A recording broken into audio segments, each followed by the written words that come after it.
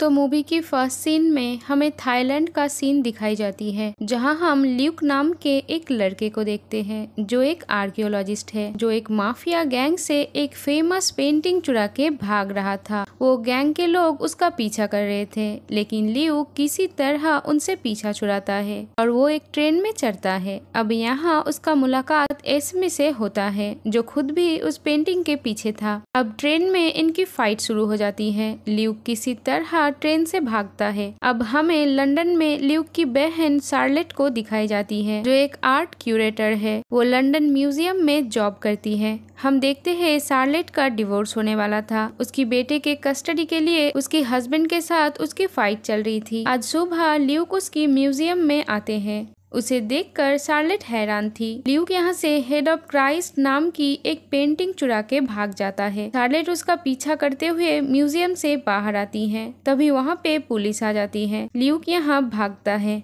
और वो कार को एक ट्रक में छुपा देता है और पुलिस से बच जाता है। यहाँ ल्यूक के दो साथी पैट्रिक और डेव भी थे। ल्यूक पेंटिंग पैट्रिक को देता है। यहाँ वो उस पेंटिंग में कुछ ढूंढ रहा होता है। ल्यूक यहाँ शार्लेट को भी उसके साथ काम करने का ऑफर देता है, लेकिन शार्लेट नहीं मानती। अब पैट्रिक बताता है कि उस पेंटिंग में तो कोई भी क्लू नहीं है। ये देख के ल्यूक शार्लेट को बेहोश करता है और उसे सेफ जगह पे छोड़ता है। अब शार्लेट म्यूजियम आती है तो उसे पता चलती है कि ल्यूक ने पेंटिंग फिर से वहीं पे रख दी है, लेकिन फिर भी अथॉरिटी शार्लेट को जॉब से निकाल देती है। अब जॉब के जाने के कारण शार्लेट को अपने बेटे की कस्टडी नहीं मिल सकती थी, तो उसे बहुत गुस्सा आती है। वो ल्यूक के पास जाती है और उस पर बहुत चिल्लाती है। ल्यूक फिर से शार्लेट को उसके साथ काम करने के लिए कहता है। वो कहता है कि हम लोग द फाउंटेन ऑफ यूथ ढूंढ रहे हैं, जो एक मैजिकल फाउंटेन है। जो भी इंसान इस फाउंटेन का पानी पिएगा उसे इटरनल लाइफ मिलेगी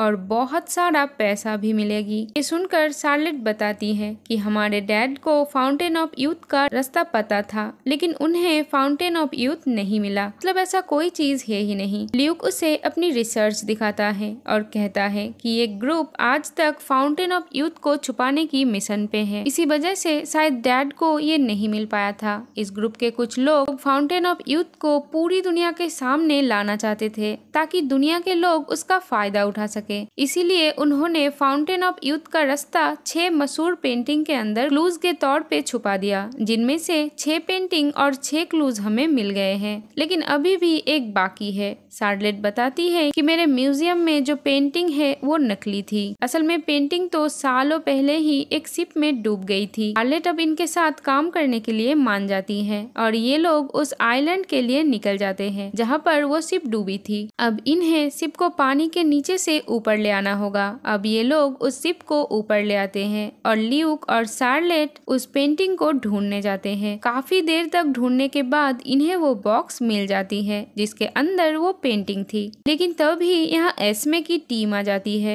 शार्लेट को समझ नहीं आती कि ये लोग कौन है। ल्यूक उनसे फाइट करते हैं तो एस्मे शार्लेट को पकड़ लेती है, लेकिन शार्लेट उसे मार के नीचे फेंक देती है। अब वो क्रूज बलून फटने लगी थी और वो शिप दोबारा डूबने लगी थी, तो ये लोग दूसरे शिप के अंदर आ जाते हैं। अब शार्लेट को यहाँ पता चलती है कि उसकी एक्स हस्बैंड को जॉब के सिलसिले में एक दूसरे कंट्री में जाना पड़ रहा था और इसके कारण उसका बेटा उसके कस्टडी में आने वाला है। अब इन आर्कियोलॉजिस्ट को सारी पेंटिंग्स मिल चुकी थी। इन क्लूज के जरिए ये पता लगाना चाह रहे थे कि फाउंटेन ऑफ यूथ कहाँ है, लेकिन ये अभी तक पता लगा नहीं पा रहे थे। शार्लेट बताती है कि ये सारी पेंटिंग 1600 साल पुरानी है। सारे लफ्ज को मिलाकर एक किंग का नाम बनता है, जिसकी बाइबल के अंदर से हमें फाउंटेन ऑफ यूथ के बारे में पता चल सकता है। अब तभी यहाँ वही गैंगस्टर आ जाता है। ल्यूक इन्हें बताता है कि तुम चाहो तो इन पेंटिंग्स को रख सकते हो, इनकी कीमत बहुत ज्यादा है, लेकिन इसके बदले तुम मेरी टीम को छोड़ दो। अब ये पेंटिंग्स ऑफिसर्स को भी चाहिए थी, तो अब गैंगस्टर्स और ऑफिसर्स के बीच फाइट शुरू हो जाती है।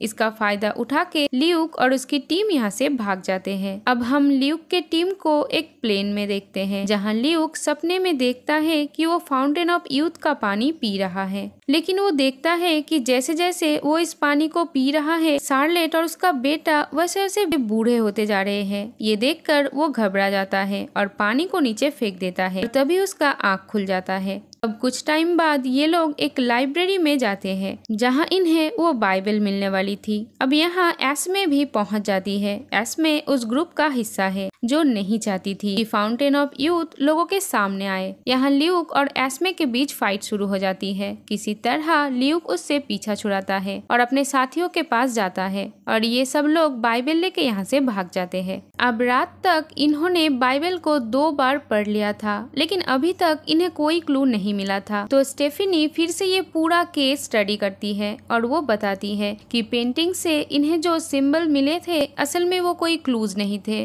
वो म्यूजिकल रेफरेंस थे जिसे उसका बेटा डिकोड करता है, जो म्यूजिक दुनिया के 7 अजूबों पर डेडिकेट किया गया था। अब ये लोग समझ गए कि फाउंटेन ऑफ यूथ पिरामिड के अंदर छुपा हुआ है, तो ये लोग अब वहाँ के लिए निकल जाते हैं। अब दोबारा ल्यूक सपने में देखता है कि उसने वो गोल्डन मास्क ले लिया था, लेकिन तभी वो देखता है उसकी बहन बूढ़ी हो रही है। तभी उसका आँख खुल जाता है। अब हमें एस्मी को दिखाई जाती है जो कि प्रोटेक्टर ऑफ पाथ ग्रुप का हिस्सा थी। वो अपने लीडर से मिलती है। वो लीडर बताता है कि तुम्हें क्या करना है तुम अच्छे से जानती हो। ये कहकर वो उसे एक चाबी देता है। इधर ल्यूक सब लोगों को उस पिरामिड के अंदर बने चेम्बर्स के बारे में बताता है। उसकी बहन सभी को कहती है कि तुम लोग वहाँ से कुछ भी मत लेके आना, ये खतरनाक हो सकता है। अब ये लोग पिरामिड तक पहुँच जाते हैं। उस बिजनेसमैन ने यहाँ बहुत सारे फाइटर्स को भी बुलाया था जो इनके पीछे आने वाले लोगों को रोकेंगे। अब ल्यूक वो चेम्बर ढूंढ लेता है। यहाँ पे एक बहुत बड़े ड्रम था जिसे ये लोग हटा नहीं पा रहे थे। ल्यूक इसे बम से उड़ाने जाता है, लेकिन उसकी बहन उसे ऐसा करने से मना करती है। वो कहती है कि जरूर इसे हटाने का कोई तो रास्ता होगा। तभी उसका बेटा इन ड्रम्स को बजाने लगता है। ऐसा करते ही यहाँ पे कुछ सीढ़ियाँ निकलता है और वो ड्रम भी ऊपर की तरफ उठने लगता है और ड्रम के नीचे एक चेम्बर था। इधर बाहर पुलिस ऑफिसर्स और एसएमई की टीम भी आ चुकी थी और वो मिलके उस बिजनेसमैन के सारे लोगों से फाइट करता है और उन्हें मार गिराता है और ये लोग अब पिरामिड के अंदर आ जाते हैं। और इधर ल्यूक और बाकी सब एक ऐसी जगह पे आते हैं जहाँ से इन्हें फाउंटेन ऑफ यूथ दिख रहा था। ये लोग अब नीचे आते हैं। ये सभी फाउंटेन ऑफ यूथ को देख के बहुत खुश होते हैं। अब ल्यूक की बहन उस बिजनेसमैन को कहती है ये पानी तुम्हारे लिए बहुत बड़ा फायदा भी हो सकता है और बहुत बड़ा कर्ज भी हो सकता है। ये सुनकर वो थोड़ा घबरा जाता है और वो ल्यूक को ये पानी पीने के लिए कहता है, लेकिन ल्यूक कहता है कि मेरा काम सिर्फ तुम्हें यहाँ तक पहुँचाना था। बिजनेसमैन कहता है कि तुम्हारा काम कहाँ तक है ये मैं तय करूँगा। वो यहाँ कहता है कि मुझे कोई बीमारी नहीं है, मैं बस फाउंटेन ऑफ यूथ को ढूंढना चाहता था।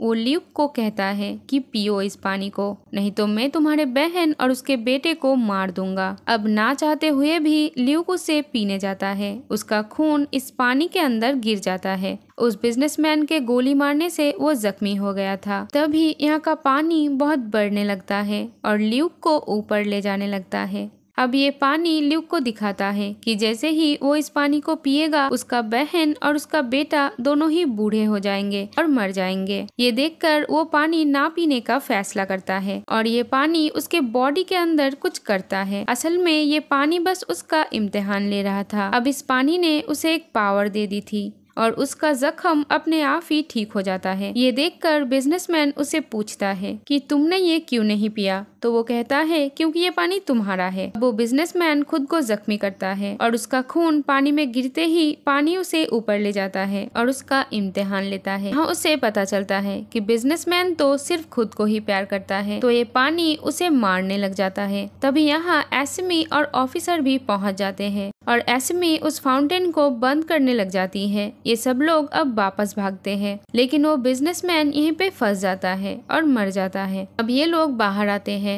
एस्मी ल्यूक से कहती है कि तुम अब ऐसा कोई भी एडवेंचर नहीं करोगे जिसके वजह से मुझे तुम्हारे पीछे आना पड़े। अब ये लोग वापस जाने लगते हैं और इसी के साथ ये मूवी यहीं पर खत्म हो जाती है। Thank you for watching. Bye bye.